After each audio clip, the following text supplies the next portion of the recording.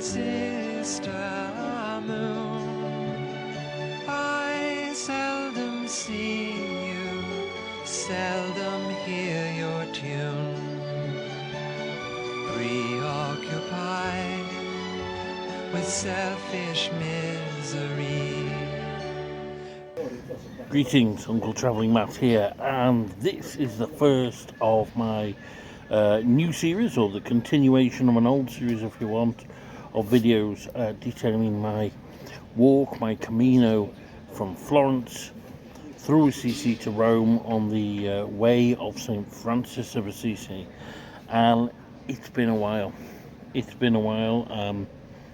I began the walk a couple of years ago now, intending to come back every year. Last year I didn't, and this year, well, it's quite much later on, so it's a full, I think, year and a half, maybe more, since I was last here. But I am where I finished off before. I'm in the city of Arezzo, which is not on the route, but it's kind of the main place locally for getting to places, and I'm en route to Sansepolcro, where I left off last time. I've got to catch a bus there, but there's not a bus for 4 hours because it's a Sunday and there's not many buses. And so I've got time to kill in this incredibly beautiful city.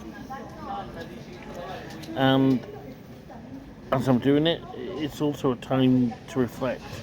I go on every pilgrimage that I do with particular thoughts, particular questions, particular purposes, and I'm in a very different place than I was last time I was here.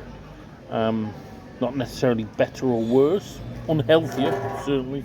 Not doing the walking has not been good. Because I did go for a pilgrimage to Jerusalem. I walked from Jaffa to Jerusalem at Christmas, and that was good, but it was much shorter than the others. And so exercise one, it didn't do as much good. And this one is going to be a long one. I'm planning to walk for 11 days, and some of those days look quite challenging, but they look challenging in terms of distance rather than terrain. Last time, that first week or so, it was utter hell. It was the hardest walking I've ever done. It was up and down on forest paths all the time. It was really tough, and it was lonely because for large portions it was only me walking it. This time it's easier. I came out of the province of Tuscany, and, well, I will be coming out tomorrow across the border almost immediately and into the province of Umbria, which is of course St. Francis's province, and it's an incredibly beautiful place. I have been to Umbria before. We came in our camper van several years ago, and it's gorgeous ancient towns situated on hills like Assisi, with beautiful old churches and this wonderful rolling landscape. So I'm looking forward to the walking and the time alone. I've travelled a lot since my last trip, but I've had very little alone time. My Camino at Christmas, of course, was with two Israelis and a British Muslim friend, so that was a very communal affair. And other holidays have been with, like, Alex or with Tom, or, other friends. So this is going to be a time of introspection. I think it's going to be a time of silence, and it's going to be a time of deep thought. And I also feel at the moment that it's going to be about my mum. So one of the big changes in my life since I was last here is that my mum, who did have cancer then, the cancer was cleared, but then she's got Alzheimer's and also vascular dementia. And for those of you who might not know what that means, it means she's basically turning whilst alive from a fully aware, fully cognizant, how do you say? Aware, intelligent human being into, and this is a harsh thing to say, but basically a human vegetable. And in the last year, we've probably lost 40% of her. I mean, it's funny, a month or two ago I wouldn't be saying these things on here in case she happened to chance upon the video and watch it. Now, even if she did, I don't think she'd understand what I'm saying. The level of decline has been astonishing, and it's really, really hard. Really hard. It's hard in a way that you can't measure. It's like you spend some time with her, and they can be very happy hours, you know, taking, going, drinking tea or something, and she enjoys it, but you come away feeling awful because you've just seen a little bit more of her die. And what you're doing, of course, with people in that situation is you're mourning someone while they're still alive. And the sense that I've been getting is that we have a year left with her. Now, that doesn't mean she will physically die in a year's time. She may.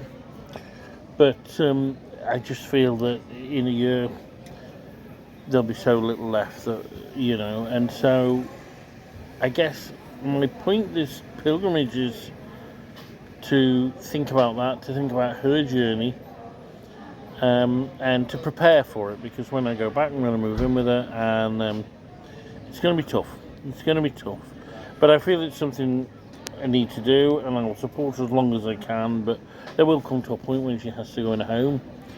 I work full time, my brother works, his wife works, you know, my auntie, who's been amazing in caring for her, you know, we can't do it, you know, on our own, but let's care whilst we can, and that's where I stand. But that's, for me, spiritually, that's a huge challenge, because I'm somebody who likes to take a problem and solve it and fix it. I believe it's a very male way of doing things. So, you know, I, as a teacher or support worker, you know, you want to get someone and you want to put them in a place so they can empower themselves and live a fulfilled life, or a life that's better than they're living at the moment. And that's what gives me the greatest joy. That's what makes me want to wake up in the morning and you know, seeing the positive change you can make to someone's life. The problem with my mum is it's not getting better. So it's not a problem you can fix. It's not a problem you can even slow down. It's more capturing those moments. So, you know, you take her out and for a cup of tea and she's happy for a few hours, then that's good. I mean, it's very strange because Alzheimer's is so awful for those around. And we know that because my grandmother, her mother, had Alzheimer's and she cared for her. And it is so awful. But actually, for the sufferer, sometimes I wonder if it's actually that bad, because my mum, as I've mentioned before in videos, is a real worrier. And the first thing to go with the Alzheimer's was the worry, because she couldn't remember what she had to worry about. So she's gone very childlike. She wants to hug everybody.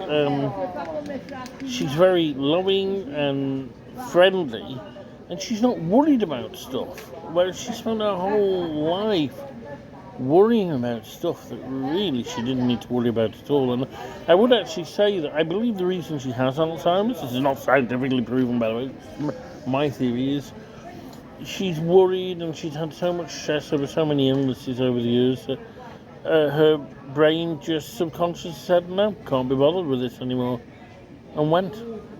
And so she's not necessarily that unhappy, but it's the effect on everybody else. So this is going to be about my mum, and it's interesting, last time I was in Italy walking, I found it very, very feminine. The wayside shrines to Our Lady where I'd stop and sing, you know, Our Lady, yes, but also an ancient goddess. The feminine energy is strong here. And one thing that's interesting is that many years ago, when I was married, my mother-in-law bought me an icon, and she found it in a charity shop, and it was a really cheap, tacky thing with this gold plastic frame. And she bought it for me because she knew I'm religious and, I like stuff like that. So I was like, oh, right, thanks, better put that up somewhere. So I put it up on a shelf. And I found with time, the more I looked at it, the more it really resonated with me. And that icon is incredibly powerful. It is a glimpse into the mind of God. And I believe that. And I think the icons find you. I don't think you find the icon. I think the icons find you. And that one is... I can't explain why it's so powerful, but it is. And it's an incredible icon. And even though it's a very cheap reproduction. So a few years ago, I thought, right, well, I wonder what that is. And it's called Our Lady of Perpetual Help, or Our Lady of Perpetual Succor. And the original is in a church in Rome, near to the railway station. And so what I've decided is that when I get to Rome, and it won't be this time, it will be next year when I finish this walk off, I will end my pilgrimage there. Now, I will, of course, will go to St. Peter's and all those other places as well, but this is a pilgrimage, yes, about St. Francis, but also about the feminine side of God and about my mum, and so an icon of a mother that's been with me for many years now, bought by mother-in-law actually. I think that's why I need to finish this pilgrimage, and I suspect that when I kneel before that original of the icon that's so familiar to me, I will probably be saying goodbye to her properly, and this is the preparation for that. Don't expect to get to Rome this time. We'll be about 7 days short. I think the place is called Terni, that's what I'm getting to. I can't remember, it is all mapped out. But it looks an interesting route. Challenge at times. There's a couple of days of 30 kilometres. I've only ever walked 30 kilometres once in my life, and it almost killed me, so I don't know. But worst come to worst, you get a taxi for the last 5. But I will try to do it, honest. But it's in terms of length, 11 days is the second longest I'll ever walked. When I walked the Camino de Santiago, I did, I think, 15 days for the last stretch. So there's that. Also, one of the towns I go through is Foligno, and I've started reading the works of Angela of Foligno. Now, I've been interested in female medieval mystics for a while, and she's one of them. She was a Franciscan, and she had visions of St. Francis and Christ and Our Lady, and actually a lot of the places connected with her I'll be passing through. So I suspect that Angela will be by my side on this trip. Other prayers, I don't know. I mean, it's interesting. Several people have come up to me and said, will I pray for them? And several people from different religions. I've had Jews, Muslims and Christians asking will I pray. And interestingly, they're all women. So make of that what you will. So I'm expecting a lot of feminine energy, but I'm also expecting, to do some work on myself. I don't know. The thing is with the Camino, you never know what's going to happen. Something will happen, but you can never say what. I'm also hoping to get a bit thinner, but you know what? That's that.